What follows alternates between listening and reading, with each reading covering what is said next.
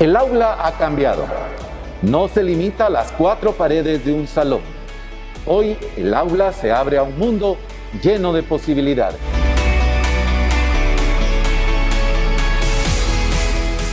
En la Universidad Mesoamericana queremos estar con Don Bosco y con los tiempos.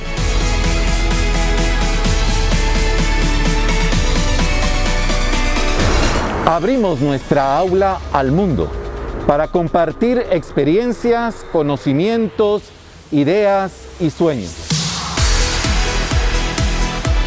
Estamos en búsqueda de la verdad para construir un mundo mejor para todos.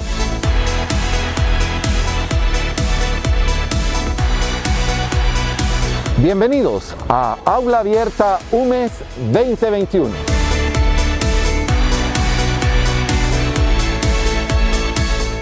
Muy buenos días a todos, a todas. Bienvenidos a esta primera aula abierta de la Universidad Mesoamericana de Guatemala. Nos da mucho gusto poder estar con ustedes en esta mañana que iniciamos esta aventura. El aula ha cambiado, el aula se ha abierto al mundo y hoy más que nunca el mundo tiene necesidad de una información veraz, científica, probada, que nos pueda ayudar para crecer en el conocimiento y en la verdad, en la búsqueda de la verdad. Hoy tenemos en esta mañana la primera conferencia a cargo de Abel Francisco Cruz Calderón. Él es exalumno salesiano del Colegio Don Bosco de Guatemala, de la promoción 36. Salesiano cooperador, miembro activo de la Asociación de Antiguos Alumnos de Don Bosco. Él es licenciado en Economía por la Universidad San Carlos de Guatemala y magíster en Finanzas por la Universidad Rafael Landívar. Estudió también macroeconomía y teoría de precios en Rockefeller College University en Illinois, Estados Unidos. Es casado, tiene 3 hijas, su esposa Marielos, también es salesiana cooperadora, así como su hija María Fernanda. Laboralmente se ha desempeñado en el sector bancario durante 8 años. En el Ministerio de Economía 6 años como viceministro de Inversión y Competencia y a cargo del programa de apoyo al comercio exterior y la integración con el Banco Interamericano de Desarrollo. Estuvo también en la Superintendencia de Administración Tributaria de Guatemala 9 años, desempeñando distintas funciones, gerente de Planificación y Desarrollo Institucional y también intendente de Recaudación y Gestión durante 2 años, y como superintendente, es el máximo cargo, 2 años.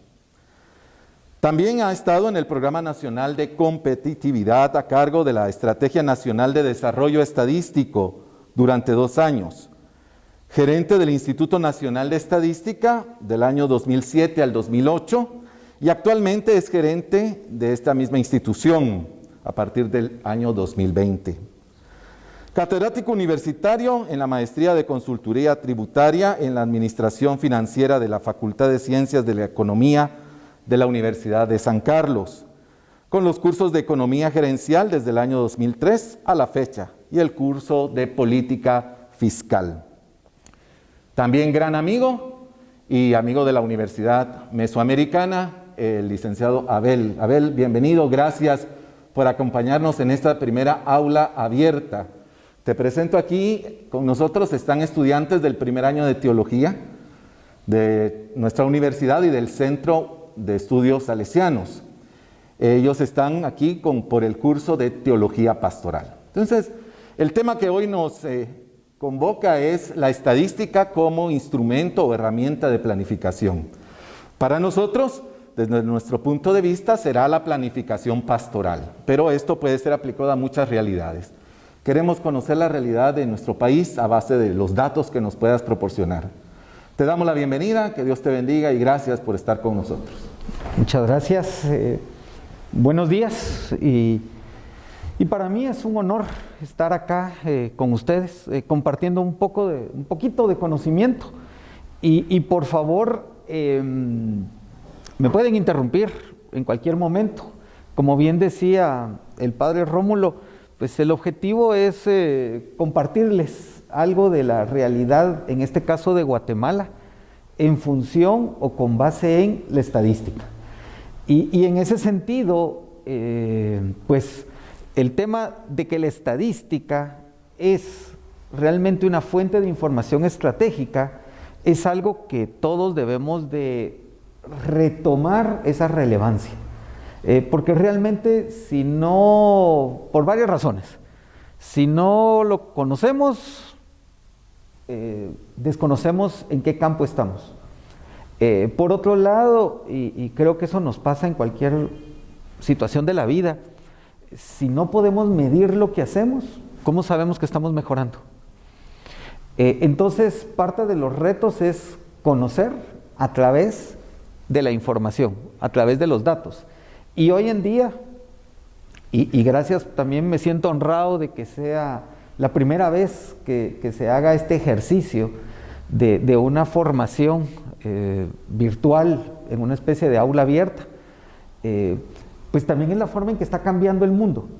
Y el mundo hoy cambia a tal extremo que queremos la información a través de nuestros aparatos celulares. ¿Sí? Y por otro lado hay que tener también cuidado, porque entonces nos llega cualquier información. Entonces parte también de lo que yo les quiero compartir acá es un poquito tanto de la información estadística de mi país, como también un poquito de cuál es la base metodológica de lo que se hace. Porque creo que también es siempre muy importante cuestionar los datos. No porque el dato nos guste o no nos guste, sino la calidad del dato. ¿De dónde viene el dato? ¿Cuál es la fuente de información de los datos? Y en este sentido, y aprovechando también que tenemos una conexión con varios países, ojo, ¿verdad? Siempre nosotros le creemos, yo siempre tengo la broma, que si el dato lo da el Banco Mundial, todos nos hincamos y nos persinamos, ¿verdad? Porque lo dio el Banco Mundial. Pero cuando uno mira, dice Banco Mundial, fuente, Oficina Nacional de Estadística. ¿Sí? La CEPAL es otra gran promotora de información estadística, ¿sí? Pero siempre hay que ver, cuando hacen sus publicaciones, ¿cuál es la fuente? Y generalmente la fuente son las Oficinas Nacionales de Estadística de nuestros países. Entonces esto nos da retos para realmente utilizar la información estadística y promover su uso. Así que ese es un poco el enfoque que le voy a dar. Y de nuevo, siéntanse ustedes en toda la libertad y confianza de interrumpirme. Y quiero empezar brevemente con algo, la estadística en la historia. Y en este sentido, ya hay pruebas de que los mayas, los egipcios, las civilizaciones antiguas contaban a las personas. ¿Sí? Había un interés de saber cuántas personas habían. Y yo no puedo dejar de mencionar que también la estadística tiene una parte bíblica. Y recuérdense pues que todo el nacimiento de nuestro Señor Jesucristo se hace en el marco de un censo histórico que realmente existe. ¿Ya? Y esto también yo lo utilizo cuando me toca presentar información estadística, muchas veces lo he utilizado. Que ojo, no hay censo perfecto. Pues la Sagrada Familia no fue censada. ¿Sí? Entonces también bíblicamente no es la estadística, tampoco podemos decir, mire, es 100% perfecto. ¿Ya? Entonces, por otro lado, también la estadística se ha orientado mucho a los registros vitales. Los registros vitales son nacimientos, defunciones, casamientos, etcétera, etcétera. Y esto deviene, en el caso de América, viene mucho de esa herencia española que tenemos. Y cómo es que la Iglesia Católica también tiene mucha relación con la generación de esa información estadística. Porque en la época de la colonia, el papel de la Iglesia en los registros de nacimientos era fundamental. Nacimientos, matrimonios y defunciones se registraban en la Iglesia. ¿Ya? Por otro lado, y como Rómulo les mencionaba, casualmente yo tengo una buena experiencia en temas tributarios y también en temas estadísticos. Y por otro lado, he investigado yo que buena parte del control que ejercía en su momento tanto la Iglesia o el control que los mayas querían tener de su población era para fines tributarios. ¿Sí? Entonces, ahí va también históricamente cómo ha estado unido el tema de conocer, en este caso, para fortalecer un Estado. Hoy en día, la información es clave, en este caso, para tomar decisiones de política pública, de política económica y de política social. Al final de esta presentación, y aquí me adelanto, yo les comparto que en el caso de Guatemala, nosotros con base en el censo 2018, que es el más cercano que tenemos, se realizaron proyecciones de población a nivel municipal, los 340 municipios. Por edad simple, 1, 2, 3, 4, 5, 6, 7 años hasta 100, y por género. Esa información hoy es clave para el Ministerio de Salud en todo el tema de vacunación. Porque entonces tiene una idea, más o menos, de cuántas personas, si ahorita el tema es vacunar personas de 70 años o más, tienen más o menos una idea de cuántas personas de 70 años o más hay en cada uno de los 340 municipios. Entonces no es lo mismo que me faltaron 200 vacunas en un municipio, pero en el municipio de La Par me sobran 300, pues ahí lo compensamos. Pero no va a haber aquel tema de, híjole, aquí me faltaron 20,000 vacunas o allá me sobraron 50,000. Entonces, es un ejemplo de cómo es que la información debe de servir para la toma de decisiones. Y por otro lado, recuérdense que a nivel mundial hay un enfoque de combatir la pobreza desde el año 2000, cuando se plantean los objetivos, en este caso de desarrollo del milenio, que tuvieron una vigencia hasta el año 2015. Pero lo interesante acá es que esos objetivos tienen indicadores. Y entonces los indicadores tienen que ser medidos a través de información estadística. Hoy en día, y sé que este no es el foro, pero déjenme comentarles, los objetivos de desarrollo del milenio nadie los cumplió, ni siquiera Alemania, ni siquiera Inglaterra. O sea, y ahora lo que se hizo fue un replanteamiento hacia el 2030, en el cual ahora hay objetivos de desarrollo sostenible. Igual hay indicadores, y por eso la estadística se vuelve clave para orientar la política pública con el objeto de apoyar, en este caso, los objetivos de desarrollo sostenible. En el caso de Guatemala, incluso hay un proyecto aún macro a nivel país, más macro que los objetivos de desarrollo sostenible, que se llama CATUM 2032. Entonces, esos son dos temas en los cuales se plantean datos, se plantean objetivos, y la estadística se vuelve clave entonces para apoyar en eso.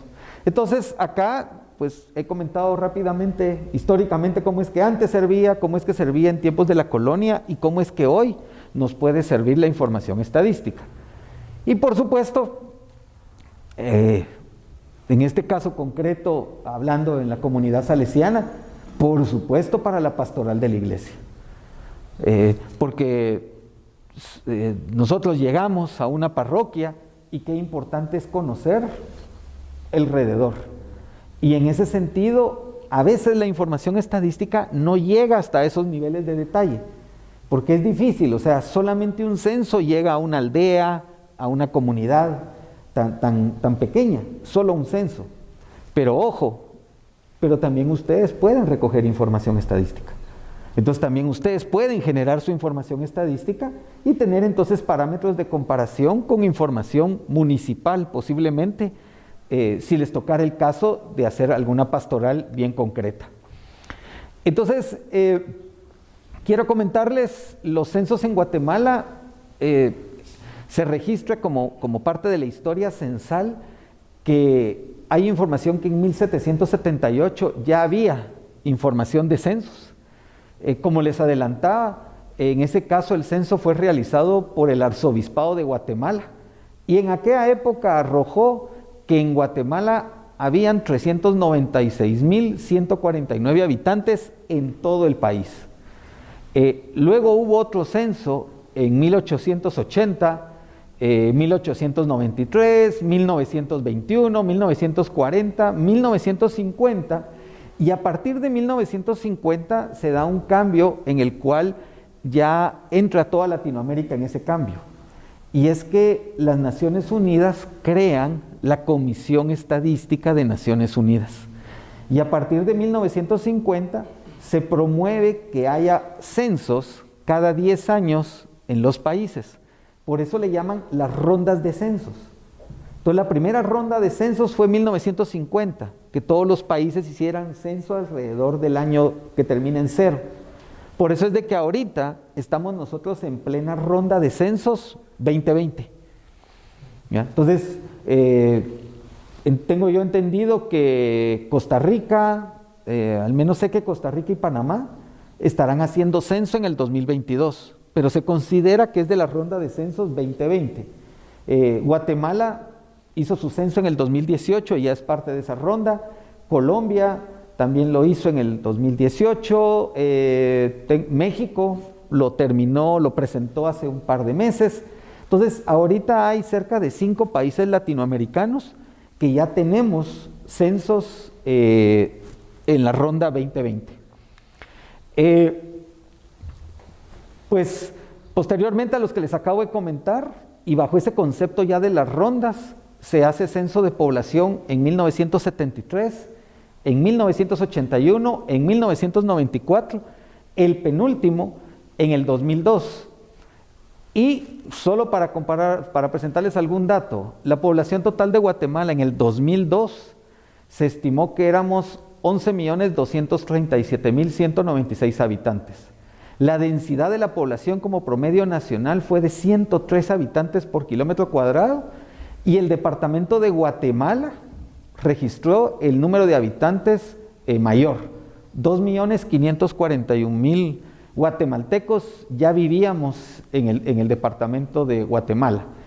El número de viviendas, eso es bien importante, fue de 2.483.458 y el promedio de personas que habitan en cada vivienda fue de casi 5. Esto fue en el 2002. Guatemala lamentablemente no hizo censo, diríamos, en la ronda del año 2010.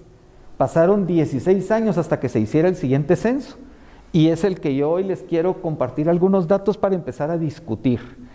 Ese proceso de censo arrancó en agosto del 2016, no son procesos sencillos, tienen una complicación, tienen una técnica. Entre el 23 de julio y el 5 de septiembre del 2018 fue cuando se recopilaron los datos. 96% del total de hogares previstos se visitaron, 20.500 personas estuvieron involucradas en todo el levantamiento de información, 18.146 cajas con documentos se llenaron durante el levantamiento de datos, que ahí las tenemos nosotros almacenadas, y por lo menos hubo 27 misiones de asistencia técnica internacional que colaboraron en el censo, principalmente del CEPAL, el centro, la Comisión Económica para América Latina, y del CELADE, que es la Comisión Económica de Latinoamericana de CEPAL. 900 personas digitaron los datos en 3 turnos, mañana, tarde y noche. O sea, eso, a la larga, esto es un censo, esto se necesita como infraestructura para generar un censo. Entonces, ya con estas generalidades del censo, es importante también unos pequeños detalles que todos los censos tienen y es bueno conocer. Por ejemplo, hay un tema bien importante que es el tema urbano-rural. Ahora bien, estadísticamente este tema se define. Entonces, no siempre coincide con las definiciones que tengan los países. Entonces, en este caso, por ejemplo, aquí les comparto cuáles eran las definiciones de urbano y rural. En 1950 era simplemente un lugar poblado con más de 2.000 habitantes, ¿sí? Entonces, y que en ese lugar poblado entre 1.500 y 2.000 personas tuvieran servicio de agua, eso era urbano. Y entonces, lo que no es urbano es rural. Ya en el 64 y 94 se utilizaron categorías establecidas según un acuerdo gubernativo en Guatemala de abril de 1938, ¿sí? Lo único es que como ya empieza a haber una urbanización, se incorporan aquellos conceptos de residenciales y de colonias como áreas urbanas. Ya en el 2002 se incorporan temas de ciudades, vías, pueblos, condominios, ¿sí? Y lugares poblados donde el 51% de los hogares ya tuvieran acceso a ciertos servicios, energía eléctrica o agua dentro de sus viviendas. Resulta que en el censo 2018 y el 2002, aquí les hago esta presentación, prácticamente se queda el mismo concepto, con algunas pequeñas variantes, pero son temas que van variando conforme los censos. ¿Por qué les comento esto? Porque ahora les comparto cómo es que la población guatemalteca se ha ido urbanizando. Independiente de los conceptos, habría que hacer una relación. Últimos censos, el de 1950, 25% de la población vivía en lo que se consideraba un área urbana.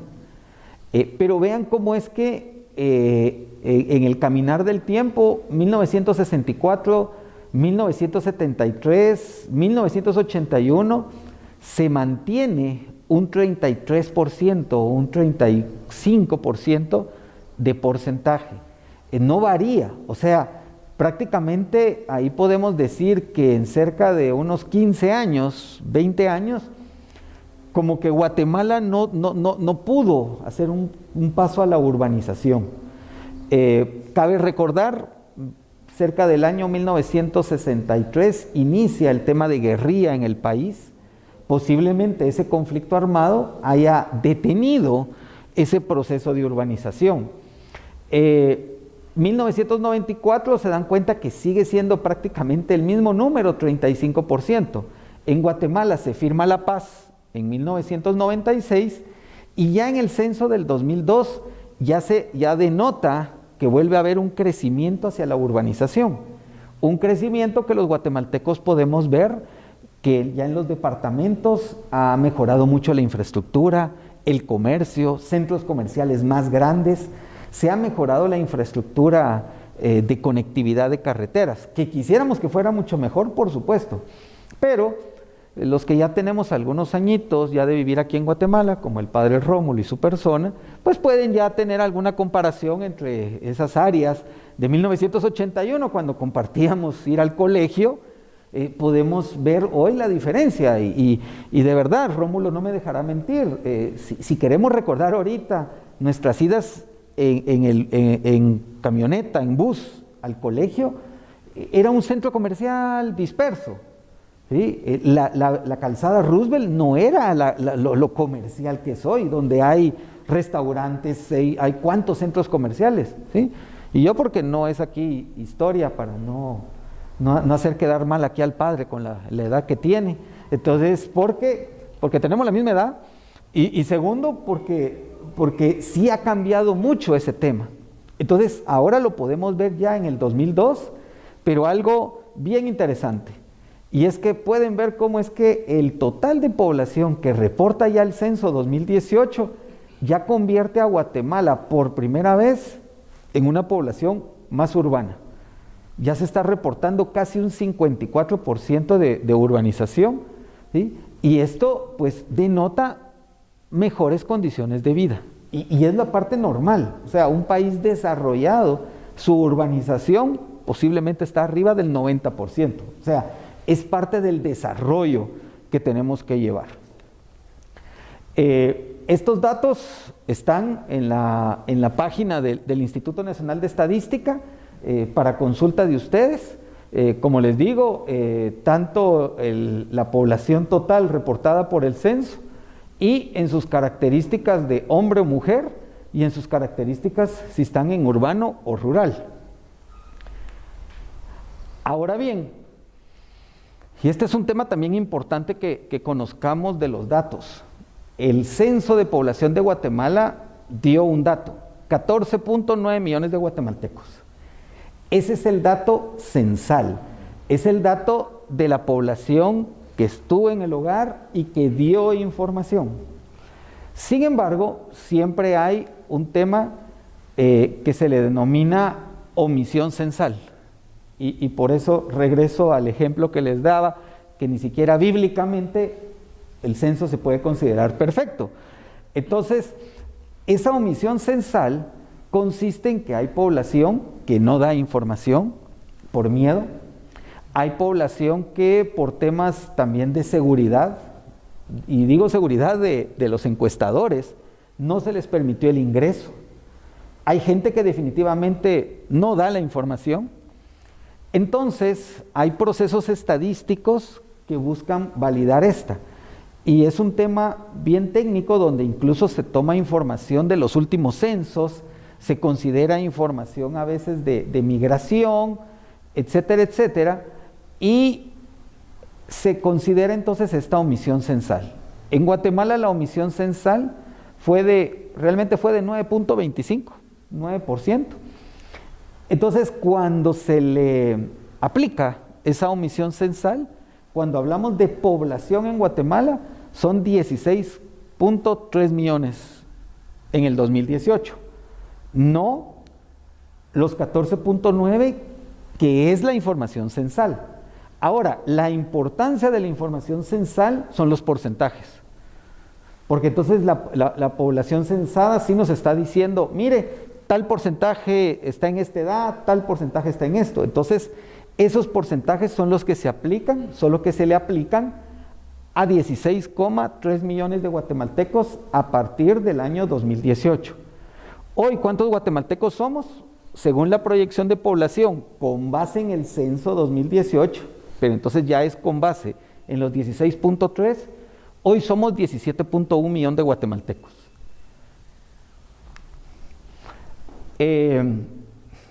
¿Esa omisión será buena, será mala? Pues yo aquí les comparto alguna historia. Colombia es un país que acaba de hacer un censo, al igual que nosotros, y en el 2020 llegó a estimar que en la ronda de censos 2020, donde acá de estos países solamente Guatemala y Colombia somos los que tenemos censo en esa ronda, la omisión de Colombia fue 8.5, la de Guatemala fue 9. Si nos comparamos con Colombia, pues no hay gran diferencia. Si nos comparamos con la omisión censal de nuestros censos anteriores, el anterior censo fue de 8.3 la omisión censal, en los 90 fue de 16.6%.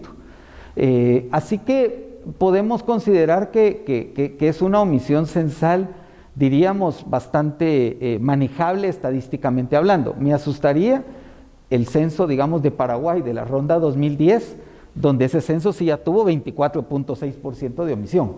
Entonces, podríamos considerar acá que el censo guatemalteco tiene una omisión aceptable.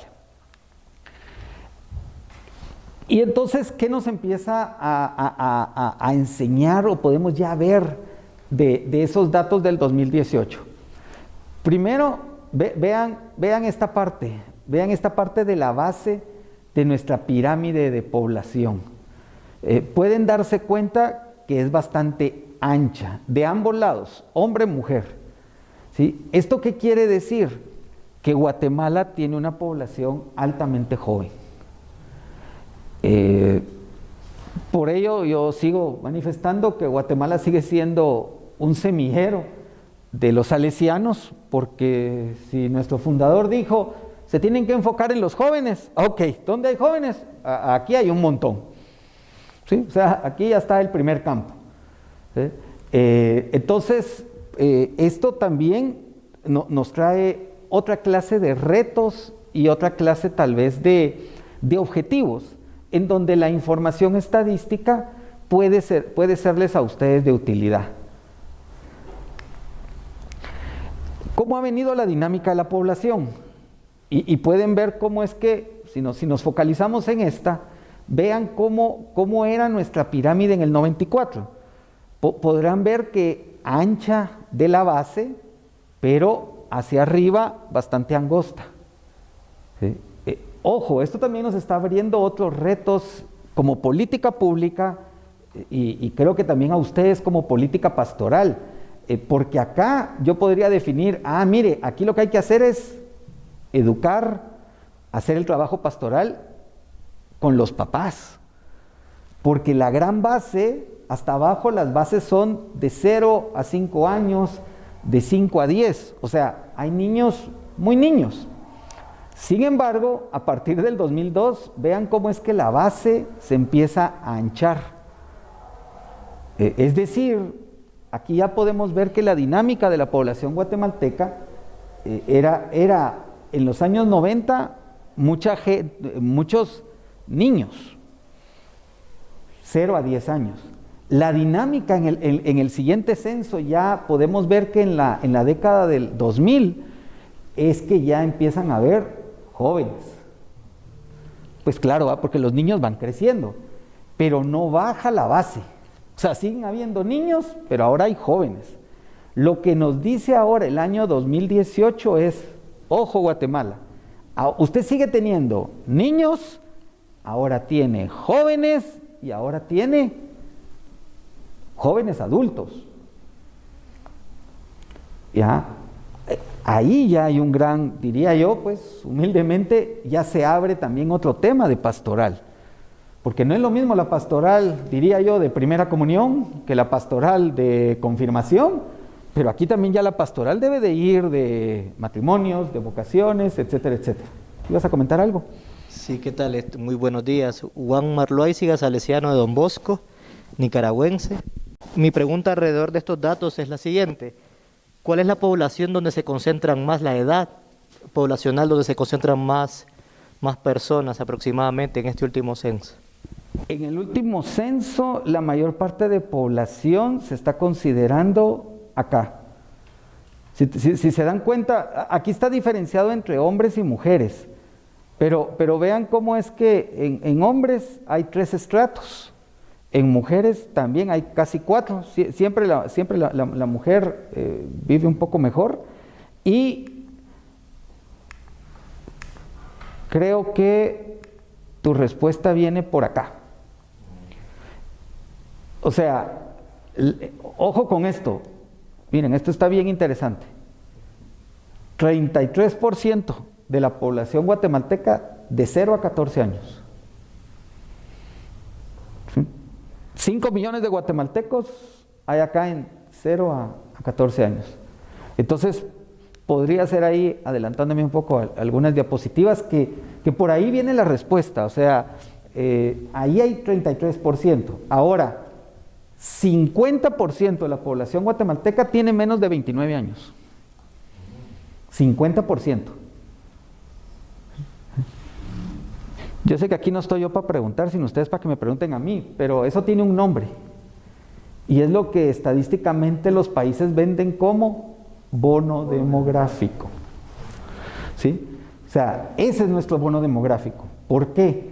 Porque a este grupo, ahorita hay que capacitarlo, ¿sí?, rápidamente. Pues ese es parte del reto, porque ese es nuestro bono demográfico, es la población que en 20 años va a tener nuestra edad, va a estar produciendo, plena etapa productiva, pero son bastantes. O sea, ahorita es cuando hay que generar oportunidades para estas personas, porque, y era un poco lo que quería comentarles en este espacio, miren la parte de arriba.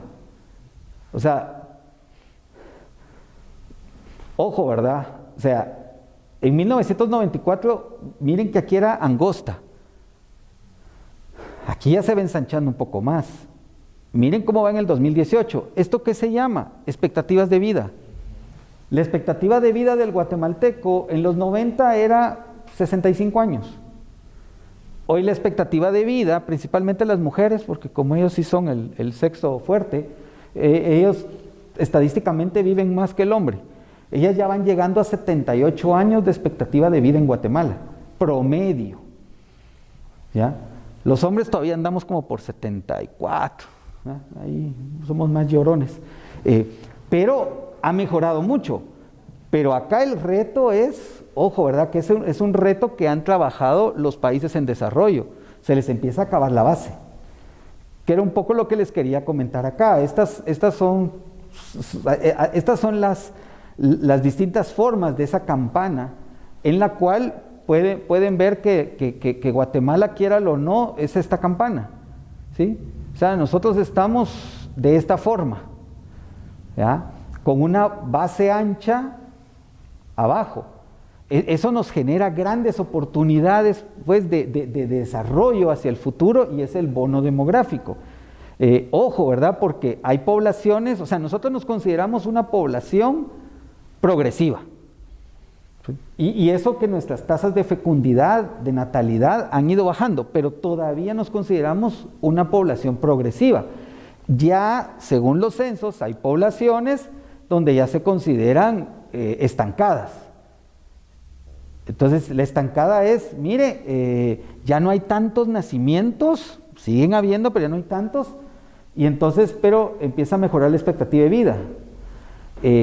Y generalmente Europa se caracteriza por ser de esta manera, regresiva.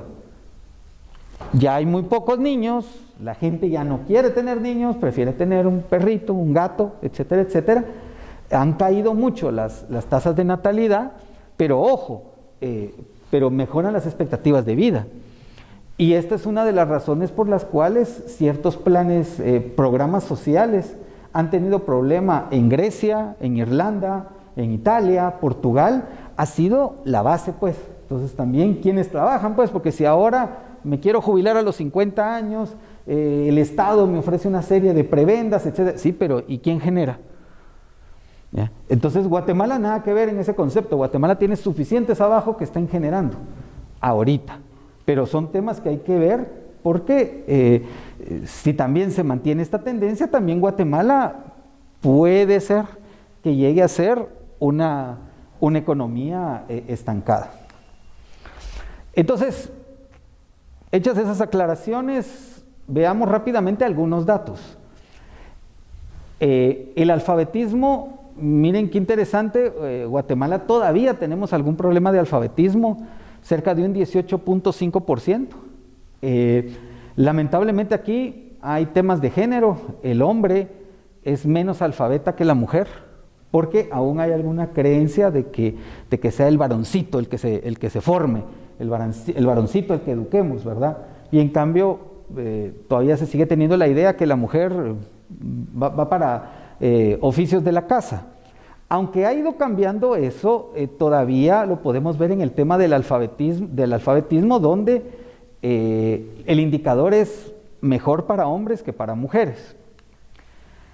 Ahora, este dato sí es preocupante, espeluznante, y tendría 1000 aseveraciones más. Los años promedio de estudio. Otra vez hay alguna diferencia entre hombre y mujer, pero la diferencia es mínima. Ahora, ¿esto qué quiere decir?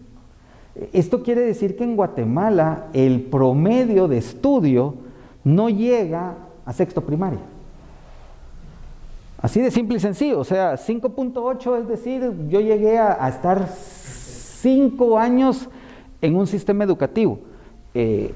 Entonces, lo que mejor quisiera pensar es, llegaron a primaria. Esto lleva a varios problemas. Primero, yo soy fiel creyente que la educación dignifica al ser humano. Entonces, también el guatemalteco en general, ¿cómo está su dignidad? Por otro lado, los esquemas mentales. Eso quiere decir que cuando nosotros hablamos con un guatemalteco promedio, y eso creo que es muy importante para ustedes en la pastoral, ustedes no están hablando con teólogos, ustedes no están hablando con el padre Rómulo, ustedes no están hablando con las personas que nos rodean. Ustedes tienen que pensar que están hablando, aunque sea una persona adulta, tienen que hablar con alguien de una mentalidad de 5 años de educación. Y vuelvo a repetir, creo que aquí es donde hay mucho éxito en la salesianidad, pues, porque don Bosco, ¿a quién le daba sus documentos a leer? A mamá Margarita. ¿Y qué nivel educativo tenía mamá Margarita? Ninguno de estos. Entonces, nuestro reto también como salesianos es hablar, o sea, comunicarnos de una forma tan sencilla, porque este es el promedio de años de estudio de los guatemaltecos. Abel, yo tengo una pregunta. Se ha estado escuchando en las noticias que con esto de la pandemia y que los niños no han ido a la escuela y que hay limitación, ¿verdad? Y que muchos de nuestros niños no tienen los medios para llevar una clase virtual, que hay un retraso de 1 año y medio o hasta 2 años de escolaridad y que entonces este número va a bajar todavía. Consecuencia de la pandemia. ¿Tienes alguna noticia? ¿Es cierto? ¿No? Vamos a ver. Eso es el escenario negativo o el peor escenario. Ahora, y yo creo que lo estamos viviendo ahorita en este momento. Pero ¿cuándo teníamos nosotros la noción de estar conectados? No sé, me decía Rómulo ahorita que estamos conectados con Colombia. ¿Con quién más estamos conectados ahorita? Ahorita con El Salvador, con México. O sea, estas oportunidades, hace un año nos cambió la vida en muchos aspectos. Nos empezamos a comunicar, empezamos a hacer pastoral. Yo le comentaba aquí a Rómulo que en el centro local de cooperadores salesianos nosotros nos reuníamos los domingos presencialmente, un domingo cada 15 días. Y a veces por el tema de ser domingo nos costaba reunirnos. Pero nosotros llevamos todo este año ahora haciendo la formación en forma virtual y subió 300% el número de participantes. Claro, tener los medios, tener la computadora. Entonces, de nuevo, yo creo que esto lo que abre son retos. Es cierto, los niños es difícil a veces que tengan, y lo vamos a ver acá, creo que les traigo una diapositiva, no estoy seguro, pero también el tema del acceso al internet en Guatemala no es lo mejor. Ahora, lo que yo tengo entendido es que el Ministerio de Educación hizo planes de capacitación y de formación por televisión. Diríamos, no formarnos vía internet, pero sí vía televisión. Aquí lo que está de reto es nuestra innovación, y creo que también muchas veces lo hemos mencionado, el interés de la gente en formarse. Ahora, de que esto da miedo, da miedo. Lamentablemente, tampoco la pandemia ahorita permite salir a recoger información todavía en los hogares con cierta frecuencia, pero yo sí considero que va a tener que levantarse una batería estadística post-pandemia, que posiblemente muchos indicadores sociales puedan sufrir un impacto todavía más severo. Entonces, es parte de lo que estamos comentando hoy, ¿verdad? Cómo ir conociendo esto, pero esto fue lo que reportó el censo 2018. ¿Qué ventaja tiene Guatemala ahorita? Que por lo menos tuvo el censo antes y ahora va a poder recoger una información posterior y decir, híjole muchachos, empeoramos, generemos políticas o nos mantuvimos igual, que este igual no es precisamente estar bien, ¿verdad? Pero es también parte de lo que nos puede servir. Cabal, como quería comentarles, el total y porcentaje de la población por grandes grupos de edad. Y traía yo este enfoque, ¿verdad? O sea, nuestra parte salesiana vuelve a ser enfocada en los jóvenes, ¿no? Entonces, tenemos de 0 a 14 años 5 millones de guatemaltecos. ¿Sí? O sea, hay un gran campo todavía de acción de los salesianos si nos vamos aquí a los jóvenes. Pero como les digo, el siguiente estrato de edad es también interesante. Miren, de 15 a 64 años hay 61% de la población. Por eso Guatemala se sigue considerando una población joven. Aunque ha mejorado mucho la expectativa de vida, 5.6% es lo que se estima de personas con más de 65 años, pues cercana a 1 millón de guatemaltecos. Esto también es un dato bien interesante, la autodefinición.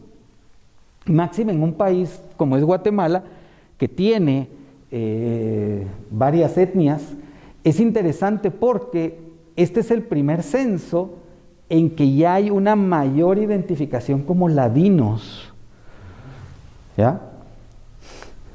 Esto puede causar a veces algún impacto, pero ojo, Guatemala ya dejó de ser maya. O sea, si nos vamos a las definiciones acá, que me disculpen, pero no, mire, ahora ya el guatemalteco se autodefine más como ladino. ya 56%. 41.7 se define como maya, y una vez que se define como maya, la pregunta es, ¿cuál es su idioma materno? Entonces, si la persona responde, mi idioma materno es cachiquel, entonces ya es maya cachiquel, y ya partimos esa parte maya. No, yo soy quechí, entonces usted es maya quechí, y ahí va. Y las otras grandes identificaciones es el xinca y garífuna.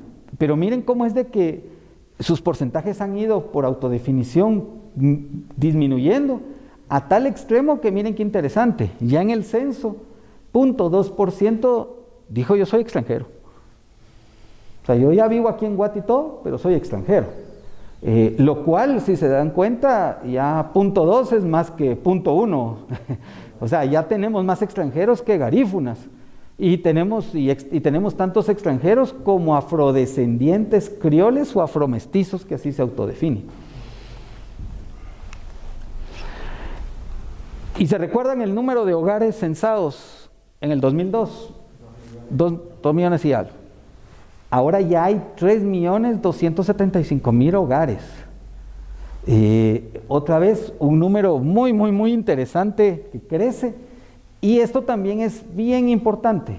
Miren, hombres jefes de hogar, y miren, mujeres jefes de hogar, 25%. ¿Sí? También, ojo, ¿verdad? Este es otro tema para la pastoral. Ya 1 de cada 4 hogares ya no es el hogar de la familia papá, mamá, hijos. 1 de cada 4 hogares, la mamá es la jefe de hogar. ¿Sí?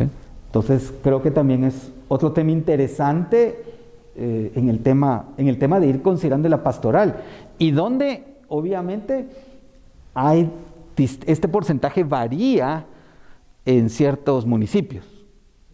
¿Verdad? Hay municipios que incluso se han visto afectados mucho por la migración internacional, y hay más mujeres que hombres.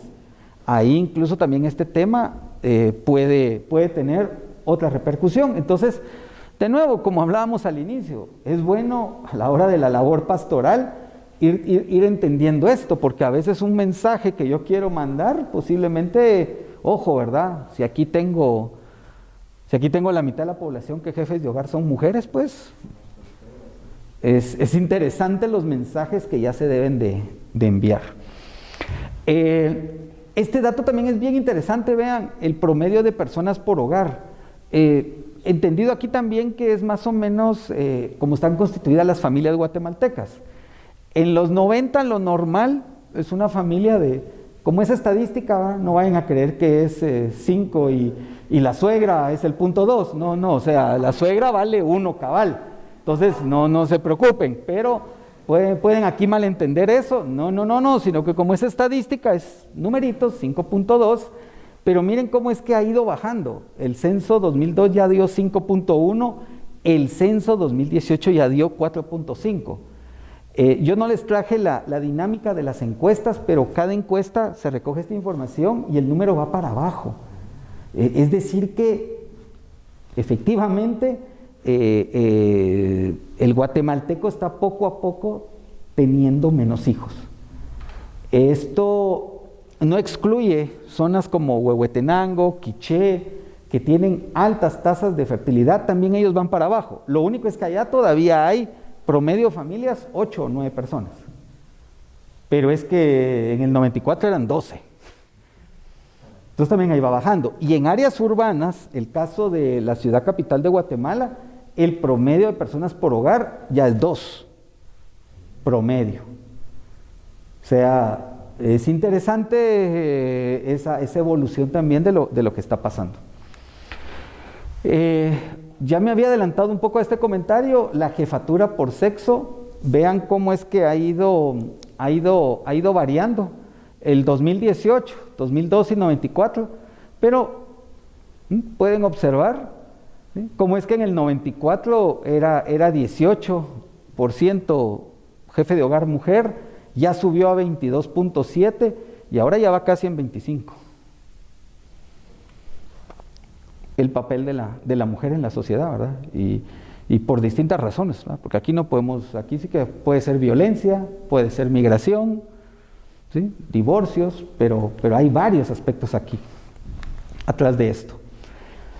Estos datos son bien interesantes y hoy nos llaman mucho a la reflexión. Como ahora estamos hablando de cómo viven los guatemaltecos, vean este tema de los hogares según el tipo de conexión a servicios. Y hoy en día, el tema del COVID-19, tan fácil que es decir, lávense las manos con agua y jabón. Ah, perfecto. Pero ¿y cuántas personas tienen agua? ¿Sí? Y acá podemos ver, y miren esto, ¿sí? 59.9%, o sea, casi el 59% de población es a la que realmente le llega agua a su casa.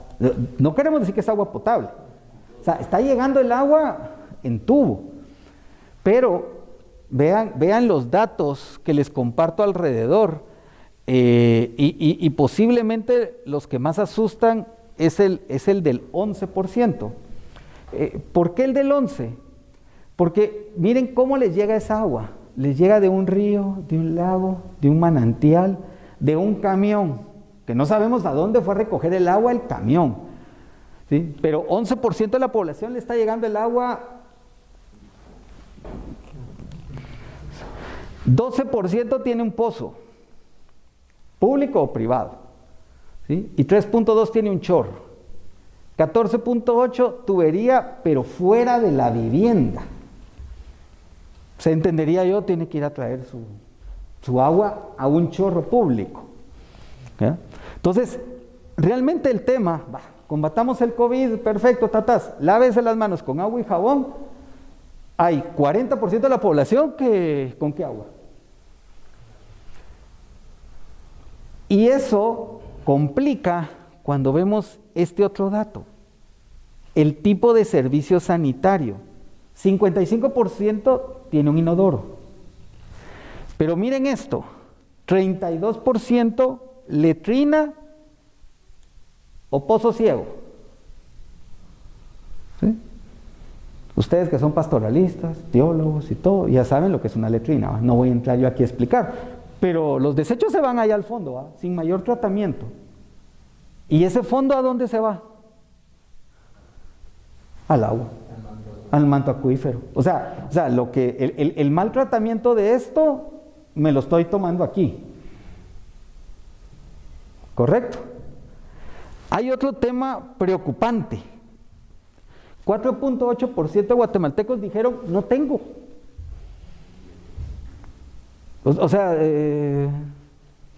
Voy a extenderme en el comentario. ¿Y dónde defecan? Entonces me imagino que es así como mi perrito que lo saco en la mañana, pues, porque no tienen, no tienen. Ahora, aquí es un dato importante, porque lo que les decía, atrás de la estadística hay personas. ¿Cuánto es el 4.8% de 16.3 millones de personas? O sea, tengo 700,000 guatemaltecos que están ahorita saliendo a defecar al aire. ¿Sí? Va. Entonces, otra vez, ¿y dónde estoy dejando esos desechos? O sea, estos ya los estoy dejando abajo de la tierra, ¿van? Que se vayan un poquito más profundo, pero igual van a parar al manto acuífero. Estos los estoy dejando a flor de tierra. Si tengo alguna cultura, tal vez les voy a echar tierra. Tal vez. Ahora vean esto. Formas de eliminar la basura. Lo que está en medio, hasta vergüenza me da alumbrarlo. O sea, 42% de la población dijo, lo quemo. O sea, aparte que estoy contaminando los mantos acuíferos, la tierra y todo, me doy el lujo que 42.8% de los hogares dicen, ay, mire, yo quemo la basura. Otra vez, 3.5% sigue ayudando el manto acuífero, ¿va? La entierran. 4.3%, esa fue su respuesta sincera. La tiro. ¿Y dónde? Ahí la tiro. ¿Ya? O sea, solamente, incluso no es el mayor número, o sea, solamente 41.9% tiene un servicio público o privado de manejo de la basura. ¿Okay? Y todavía, para terminar de hacer leña, como decimos aquí en Guatemala, nuestro país, resulta que la principal fuente de energía para cocinar en un hogar es la leña. ¿Sí? O sea, aparte que talo árboles, que cocino con leña, otra vez sigo contaminando. Y me contamino yo mismo porque al cocinar con leña aumentan los problemas respiratorios, etcétera, etcétera. Lamentablemente por nuestra pobreza, la cocina está en medio de la casa. Y la casa es esto, es donde estamos aquí. Y ahí está la cocina, pues porque las camas están aquí alrededor. ¿Sí? Entonces ahí está la cocina, o sea, entonces aparte del mal manejo que tengo de la basura, por otro lado estoy consumiendo leña. Acá lo que me había brincado era el tipo de alumbrado que reportan las casas. Pues en ese sentido, en Guatemala podríamos decir que pues casi 9 de cada 10 hogares realmente les llega energía eléctrica. Hay que tener cuidado todavía acá con el tema de que un 5% pues es de esta manera, pero 6.9 candela. Entonces yo sé que aquí somos muy católicos, que nos gusta ponerle las candelas a nuestros santos y todo, pero duérmanse con una candela y me cuentan cómo amanecen con la nariz. Entonces, si otra vez, si casi 7% de hogares están usando las candelas como tipo de alumbrado, ¿sí? Y lo mezclamos con la parte del consumo de leña, lamentablemente es donde terminamos desembocando en problemas respiratorios, temas de pulmones. No necesitamos fumar para ya tener ese grado de contaminación.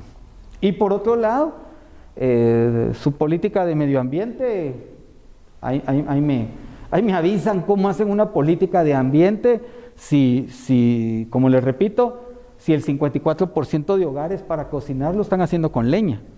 ¿Sí? Y entonces empieza a llover, ahorita entra la temporada lluviosa en Guatemala y no sabemos por qué viene el gran deslave, ¿verdad? Porque es que se llevó la comunidad. ¿Sí? Y aquí no estoy molestando a nuestras misiones, ¿verdad? Que el año pasado la vieron algo feitas por aquí, pero no sería raro que nuestras misiones el año pasado, todo lo que pasó allá en Alta Verapaz, posiblemente atrás hay un trasfondo de esto, pues si estoy usando leña para cocinar, si estoy volando árboles y luego viene el agua, ¿y con qué? Distribución de la población. A nivel departamental pueden conocer ustedes y también lo pueden hacer a nivel municipal cómo es que está distribuida la población. En este caso el ejemplo que les traigo es por sexo. Guatemala ahorita actualmente nos dice que son más mujeres que hombres.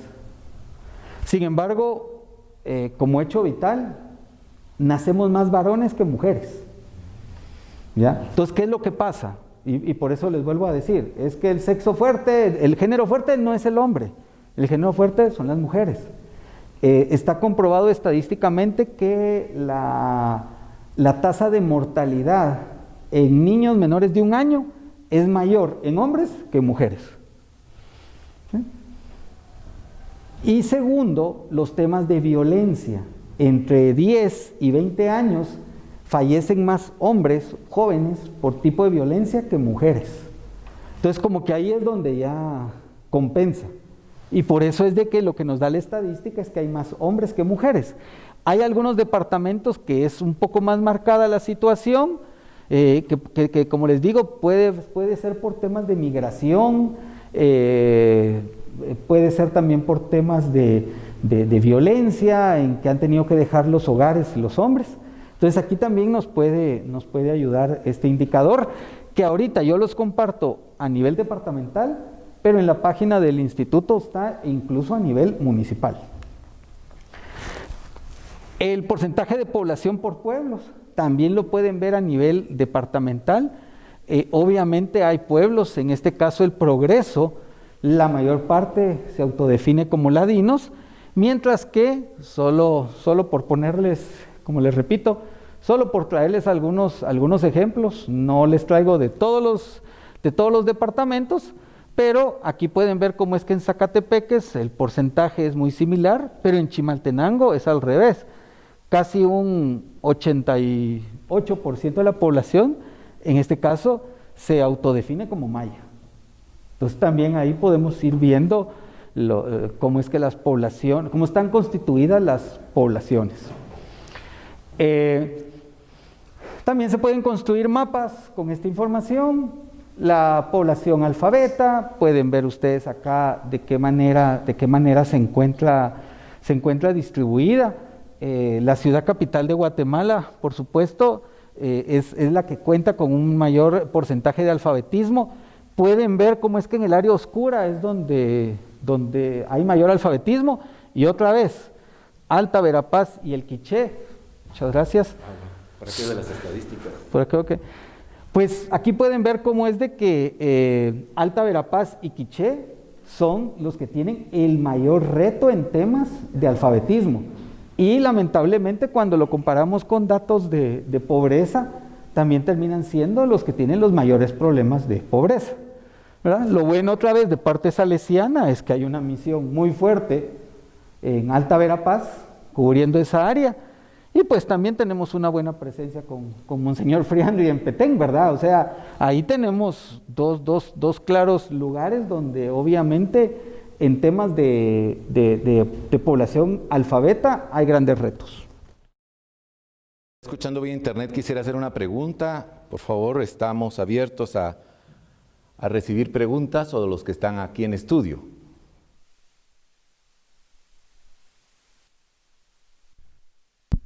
Licenciado, pues viendo todas las estadísticas que acaba usted de explicar, puedo llegar a unas conclusiones, ¿no? Y me surgen unas preguntas. Las dos preguntas principales serían, no sé si tendrá usted el dato más adelante o me lo puede dar, el índice de pobreza en Guatemala y la facilidad de acceso a servicios o a adquisición, la capacidad de adquisición, ¿no? Es decir, ¿qué índice de porcentaje tiene ahora mismo en la población guatemalteca? El indicador de pobreza en Guatemala es según la encuesta de condiciones de vida, no según el censo, porque por eso se hace una encuesta especial para eso. La última encuesta realizada fue en el 2014 y ahí lo que nos dio fue un 59% de pobreza. Que más o menos se termina confirmando con las condiciones de vida que les estoy comentando, porque si 48% de hogares hace esto, 40%, todo es más de 40%, digamos, las condiciones con mucho reto para el país. Entonces casi va coincidiendo con ese dato de 59%. Y en tema de ingresos, nosotros realizamos una encuesta de ingresos, de empleo e ingresos. La última encuesta fue hecha precisamente en noviembre, antes que se declarara la pandemia. El salario promedio en el país son 3,600 quetzales. Sin embargo, en área rural puede caer hasta 1,600 quetzales. Pero esos ya son datos propios de encuesta, que tal vez no les había comentado, eso no es parte de la presentación, pero también lo que ayuda el censo es a la validez de las encuestas futuras, porque ahora que tenemos censo, se hace una herramienta estadística que se llama marco maestro de muestra. El país se parte en cerca de, creo que ahorita tenemos como unos 24,000 sectores censales. Y entonces, si vamos a hacer una encuesta de condiciones de vida, como conocemos la información de cada sector, es la mejor manera de poder tomar muestras. Entonces, gracias a ese conocimiento podemos tomar información de este sector censal, de este, tal vez del Petén, agarramos unos 250 sectores censales, pero eso nos garantiza que estamos recogiendo información que cuando a manera estadística se extrapola, nos puede dar a través de una encuesta donde solo le preguntamos a 400 hogares cómo vive la mayor parte del Petén. Eso solo se puede hacer al tener un censo. No hay otra forma de hacerlo. Y es un activo del país a través del cual luego se hacen encuestas, digamos, de salud dirigida por el Ministerio de Salud. Ahorita se está haciendo una encuesta de la Gran Alianza por la Desnutrición, por la CESAN, está utilizando nuestro marco maestro de muestra. Vamos a hacer una encuesta de hogares, ya va con esa metodología.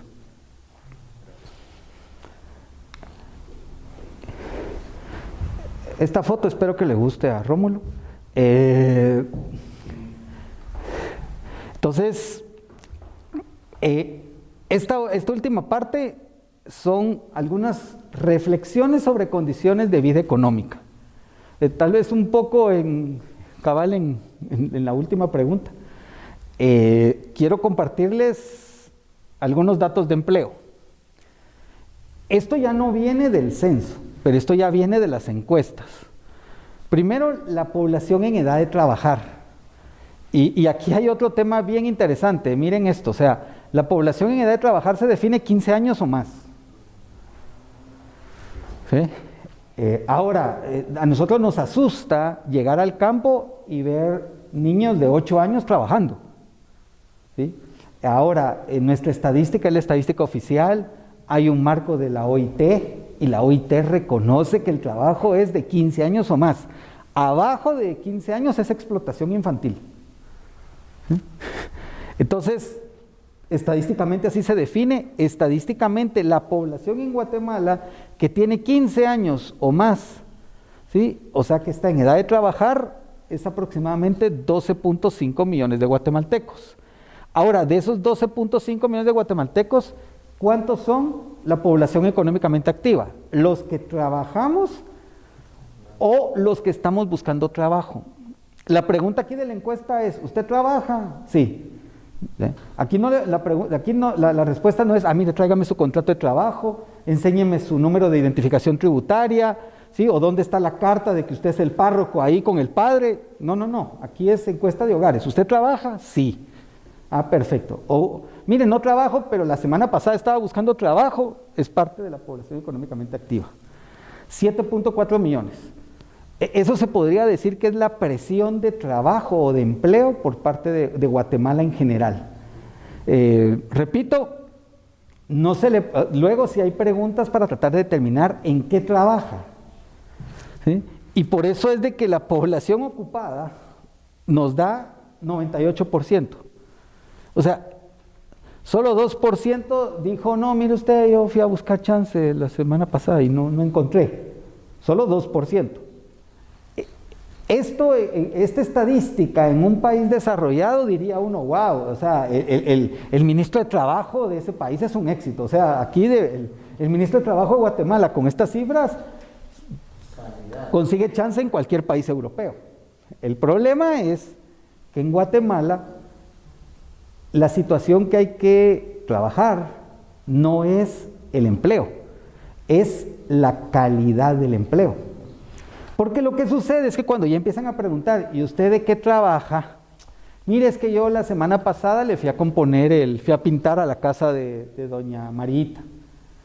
¿Y ahora qué va a hacer? No, mire, ahora voy a ir a cortar grama donde don Juan.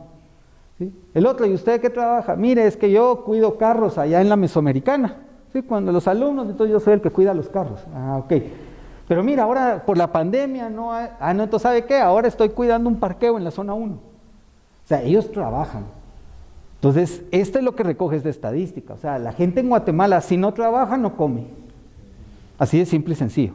Ahora, cuando ya empezamos a ver los indicadores hacia abajo de qué es lo que trabaja, es donde ya vienen esas situaciones. ¿Sí, Rom? Aquí tenemos una pregunta.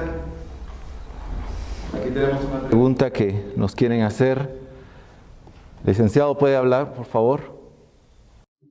Abel, hace algunos años empecé a dar una clase de desarrollo rural y de gestión de proyectos de desarrollo rural, 2 clases en Chiquimula. Y usé muchos documentos en los que aparecía tu nombre, porque has hecho pues carrera, digamos, en estadística y en el INE, Instituto Nacional de Estadística, etcétera, y son documentos que me sirvieron mucho. Cuando empecé a armar las clases, me di cuenta que había mucha información conceptual. Eran 2 clases que para tener incidencia necesitaban muchos datos e información respecto de pobreza, analfabetismo, desnutrición, salud, trabajo, cuestiones climáticas, etcétera. Obviamente ahí se volvió mi cantera, por ejemplo, documentos de la ENJUVE, la ENCOVI, documentos del BID, del Banco Mundial, de la CEPAL que mencionaste. También los esquemas de cómo hacer proyectos que tengan impacto social, ¿verdad, Abel? Entonces, aquí viene mi pregunta y tal vez es un poco provocadora, Abel. En una ocasión yo estuve en un retiro, ¿verdad? Y me pidieron que interviniera, ¿verdad? Y preguntaba yo respecto a la pastoral, porque la han mencionado bastante. Los que estaban en ese retiro habían leído los ODE, los ODS, la encuesta de juventud, por ejemplo, un informe de desarrollo humano, Abel, que se llamaba Guatemala, un país de oportunidades para la juventud. Estoy seguro que tú lo conoces, ¿verdad? En todo ese conocimiento estadístico que tienes. Y me respondieron que no. Entonces, obviamente yo soy iglesia también, soy educador salesiano, pero me preocupó pertinencia de las intervenciones pastorales o la pastoral sin datos estadísticos. Es decir, riesgos, aquí viene la pregunta, es un poco provocadora. ¿Qué riesgos podría tener una pastoral, Abel, que no conoce la realidad, no conoce los datos, que no conoce esos números, Abel? Gracias, Efraín, y gusto en saludarte. Para mí, es que el problema de hacer una pastoral sin datos es que prácticamente es tirar un vaso de un buen zacapa guatemalteco, tirarlo en el río, pues. Es decir, pueden tener ustedes la mejor pastoral hecha, pero un poco el ejemplo que les venía dando, si a lo mejor la población a la que nos estamos refiriendo, discúlpenme, la mayor parte cocina con leña y su grado de escolaridad es 5, 4 años, no les voy a llegar yo a hablar mire, el medio ambiente. Ellos no lo van a entender en una pastoral o en un documento más complicado como los que mencionaba Efraín. La CEPAL habla y critica, mire, es que el medio ambiente, o se hacen políticas, hay un ODS relacionado con medio ambiente, pero ¿cómo puedo trabajar yo ese ODS en una cultura donde lo normal es cocinar con leña, donde lo normal es cortar el árbol? Entonces, creo yo que aquí el tema es conocer la comunidad, conocer la parroquia, conocer cómo viven y ojo, si no se tiene la información, por eso digo yo, producirla, ¿verdad? Es decir, mire, hoy vamos a hacer un censo en la parroquia, quiero conocer a la gente, quiero ver cuántos son, en qué trabajan, claro, eso no es nomás de poner preguntas. En ese sentido hay que tener alguna pequeña técnica y alguna pequeña, como les repito, sí, es que, por ejemplo, ahí está documentado en el censo de 1994 de Guatemala, que para el tema indígena está documentado, ¿sí? y se expone a nivel latinoamericano, que un encuestador le preguntó a un guatemalteco, mira, ¿qué etnia sos? Y él muy humildemente le dijo, no entiendo la pregunta. Y la respuesta del encuestador guatemalteco en 1994 fue, ¿sos indio o no? Eso hoy en día, volvemos a hablar de la dignidad humana. La encuesta de condiciones de vida se llama condiciones de vida, pero recoge pobreza. Pero si yo le digo, estoy haciendo hoy una encuesta de pobreza, ¿cómo se siente la dignidad de la persona? Mire, yo no soy pobre. Incluso me respondía, no, es que el pobre es aquel. O el pobre es la vecina, ¿va? Peor si le caía mal, ¿va? Entonces, en ese sentido, el reto es grande. Pero Efraín, yo aquí lo que diría es, deben de abocarse con la información que puedan encontrar. Hoy el Internet abre una serie de oportunidades. O sea, hoy no tiene excusa el padre Ronald de decir, es que Abel no me ha mandado el libro. No, pues él se puede accesar, ¿verdad? O Monseñor Friando y no puede decir, es que, ¿por qué es que Abel no me dice cómo está el Petén? Si él puede acceder desde allá a la página. La cuestión es, ¿lo hacemos? Y segundo, no creer todo lo que dicen esos datos. O sea, también hay que ir a recoger la información uno y a vivir esa práctica. Licenciado, buenos días y buenos días a los que están conectados también. Bueno, dos preguntas, tal vez para darle continuidad a esta reflexión. ¿Qué instancias públicas también cuentan con otros datos que puedan complementar pues estos censos o estas encuestas que se realizan a nivel nacional, la municipalidad, y que sean de acceso público, ¿verdad? Porque eso nos sirve también a nosotros para tener más sustento a la hora de una intervención. Y en segundo lugar, además, lo que nos da más miedo a nosotros es tener información falsa, ¿verdad? O información que no tiene sustento. Además de la omisión censal y también de la conciencia de que la datadura no lo es todo, ¿verdad? Porque no podemos pretender capturar la realidad en números exactos, sobre todo al hablar de personas. Además de esta conciencia y de la omisión censal que hay que considerar, ¿qué otra fórmula, qué otra intervención o elemento tenemos para salir al encuentro de los posibles errores o márgenes de errores en un censo? De nuevo, yo aquí regreso a imaginármelos a ustedes en una pastoral. ¿Sí? O sea, olvídense de la omisión.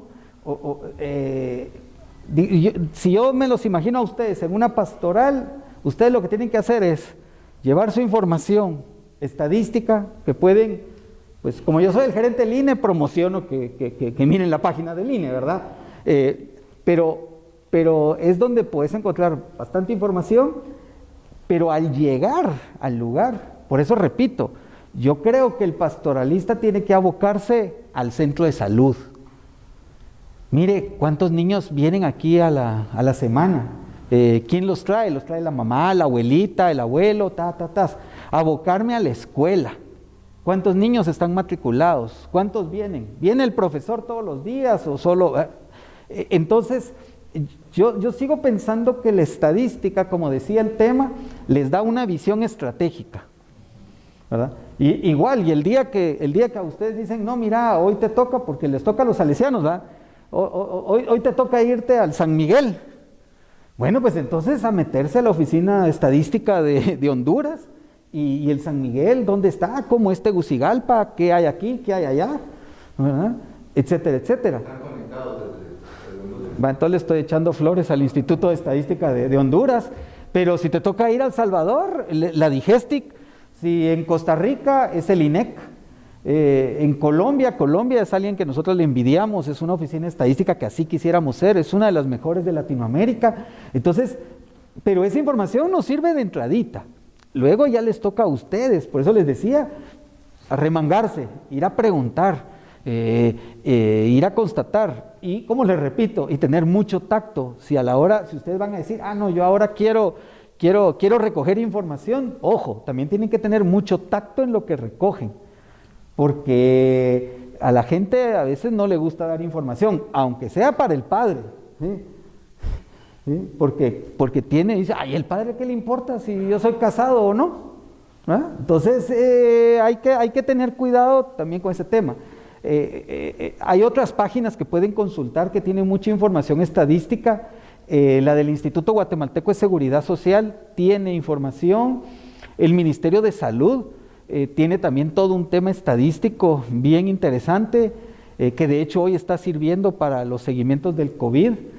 El Registro Nacional de las Personas no tiene tanto desarrollado un tema estadístico en su página, pero lo pueden solicitar. La Administración Tributaria, donde yo trabajé, tiene el mejor sistema estadístico. ¿Sí? Ustedes ahí pueden encontrar, ahí pueden ver toda la tributación de apenas un mes atrás.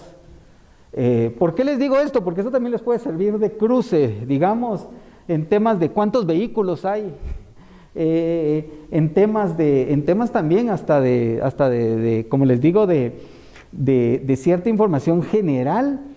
El Ministerio de Finanzas, el Banco Central tiene muy buena información macroeconómica.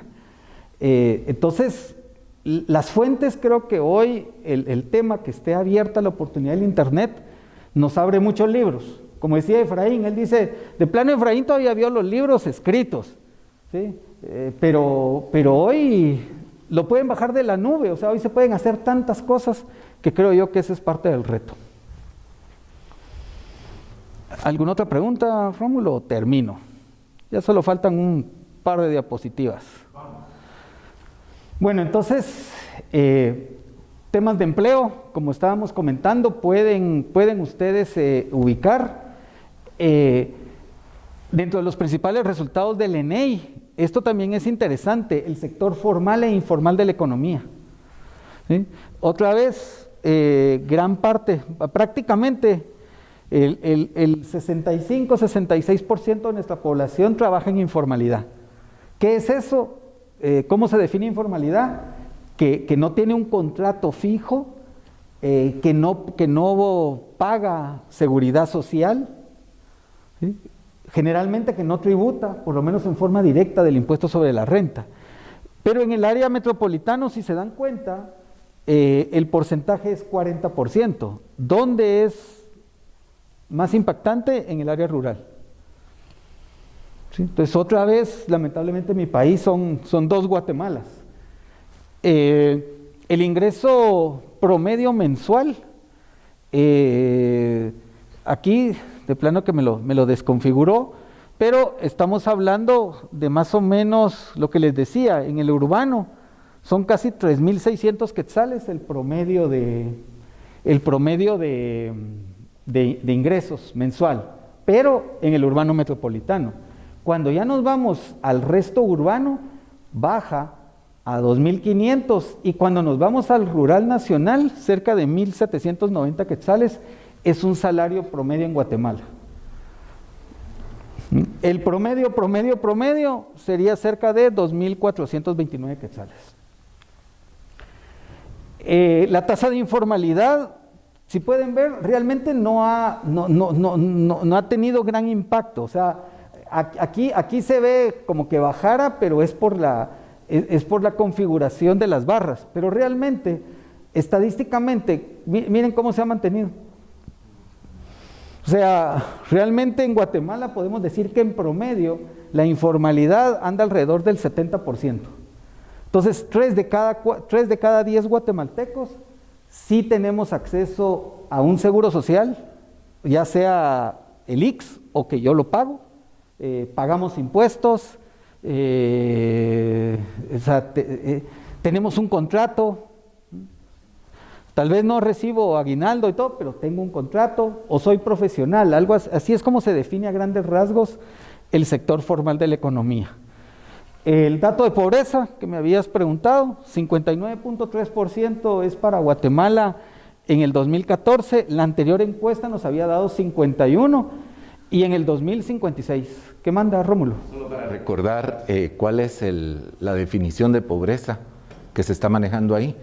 ¿A qué le llamamos pobreza de ese 59.3%? En este caso, Guatemala estima la pobreza por el lado del gasto o consumo. Solo haciendo una acotación, no es lo que yo gasto, pero cuando yo consumo, se llega a establecer un monto en quetzales. Voy a explicarme un poquito más. Puede ser que yo hoy desayuné tortillas y huevos, pero es porque atrás tengo el maíz y tengo gallinas. Entonces yo no compré nada de eso. Almorcé la gallina y más tortillas. Y cené las patitas de la gallina con tortillas. Entonces yo no salí a comprar nada, pero cuando le damos un costo a eso, ese costo o ese gasto no, debe de ser en promedio $2 aproximadamente por persona, por hogar. Más o menos acá la línea de pobreza, la última que sí me la sé mejor, está como en cerca de unos 19 quetzales. Entonces son casi $2.00 por día por persona. Esa es la línea de pobreza. Aquí está también el mapa de incidencia de la pobreza total. Otra vez, Alta Verapaz, Quiché, Huehue, Sololá, son los departamentos siempre con una mayor incidencia de pobreza, un poco Chiquimula, y esta área es la de menos pobreza en Guatemala. La línea de pobreza nacional era traducido a la pregunta que me hacía Rómulo, 10.278 quetzales al año, en este caso por persona, al año. Y para ir terminando, porque sí quería compartirles esto, bueno, cómo educar, cómo comunicarnos con las poblaciones, etcétera, etcétera. El censo nos dijo que 88% de hogares en Guatemala tienen más de un celular, pero el acceso a internet es solo el 8.4%. ¿Sí? Entonces, más que todo, el celular es más para chatear, ¿va? Pero para educarme, para tratar de conseguir información, el acceso de internet todavía es muy limitado. Solo para ir terminando, cosas también que hacemos, para que vean interesante, nosotros hacemos un estudio semanal del uso de mascarillas en el país. Lo único es que lo hacemos solo a un segmento de población que nosotros llegamos a través del índice de precios al consumidor. Pero solo quería compartirles, ¿verdad? Datos interesantes. Uso correcto de mascarilla por región. ¿Cómo es de que más o menos 91%, y va por semanas, ¿verdad? ¿Cómo es que 91% usan correctamente la mascarilla? Hay un 10% que no la utiliza bien. Y el siguiente dato es más interesante. ¿Qué mascarilla se utiliza? Entonces, si vemos aquí al final, la mayor parte de guatemaltecos utilizan mascarilla quirúrgica. La sencilla, por así decirlo. Sí. Quirúrgica, de tela, también utiliza un alto porcentaje. Miren, un 24%, la KN menos y el otros. Y hay gente que no usa. ¿Sí? Nuestro foco acá son mercados, supermercados, o sea, no es toda Guatemala, pero estos son datos que nosotros le pasamos semanalmente al Ministerio de Salud. Y hay otra clase de temáticas que se recogen en encuestas. Lo había mencionado ya Efraín, pero hubo una encuesta que se realizó a nivel municipal sobre, por ejemplo, uso de agua, qué piensan de los drenajes, alumbrado, etcétera, etcétera. Pero acá se incluyó el tema de los objetivos de desarrollo sostenible. Esta encuesta solo se hizo a nivel de la ciudad capital. Nadie conoce los ODS. O sea, mire, ¿y eso qué? No, o sea, ¿ya? Pero los resultados pueden ser cómo percibo calles, avenidas, etcétera, etcétera. Esto se los traigo como un ejemplo de los usos de la estadística. Y lo último, las proyecciones de población. Hay una metodología atrás de esto. Ahí ya podemos proyectar, como les digo, ahorita en el 2018, esta es la forma de nuestra campana. Si se mantiene la tendencia de lo que se vio en el 2018, en el 2050 así sería Guatemala. Entonces miren lo importante que es esto para hacer política pública. Aquí, ¿qué es lo que significa? que ya tenemos que ir pensando no solo en colegios, ¿sí? No solo en generar fuentes de trabajo, sino asilos. ¿Qué voy a hacer con los viejitos? ¿Sí? Y eso tenemos que ser muy conscientes, ¿verdad? Porque para uno lo normal era, no, es que mi mamá tiene que vivir conmigo, mi mamá en su casa, mi papá. Sí, porque éramos así. ¿Sí? Entonces había poca, los abuelitos, algunos tal vez ni conocimos, yo no conocía a mi abuelo paterno. ¿Ah? Sí, pero en cambio ahora conocen a los bisabuelos. Entonces, esto también es un dato interesante. Las proyecciones de población, así las pueden encontrar en Exceles, para que las puedan ustedes manipular de Guatemala, les repito, tanto a nivel departamental como a nivel municipal. Así que, y esto era para resaltar lo que les decía, las estimaciones de proyecciones, digamos, por grupos de edad. Miren cómo es que de 65 años o más, en el 2000, 3.6. Pero si mantenemos la tendencia, ya puede ser un 12% en el 2050. ¿Ah? Por lo menos para que a Rómulo y a mí nos tengan en algún lugar. Bueno, Rómulo. Bueno, Abel, quiero agradecer al licenciado Abel Cruz por su participación, por su ponencia, por habernos compartido tantos conocimientos e información y también por haberle dado ese toque salesiano y esos consejos para los que trabajamos en pastoral, ¿verdad? Todos los que somos agentes de pastoral, la importancia que le debemos de dar a nuestro trabajo.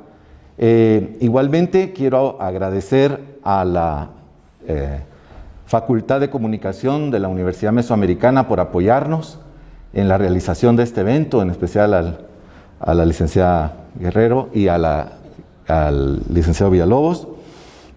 Y pues por supuesto a los jóvenes del Teologado Salesiano que nos están acompañando. Esta es la primera aula abierta que vamos a realizar en la Universidad Mesoamericana. Seguiremos produciendo estos eventos y esta publicación se realizará el día viernes, próximo viernes 7 de mayo, saldrá publicada la primera aula abierta. Así que les agradecemos a todos su participación, les deseamos la mejor, las bendiciones de Dios y esperamos seguirlos viendo en Aula Abierta UMES 2021. Muchas gracias.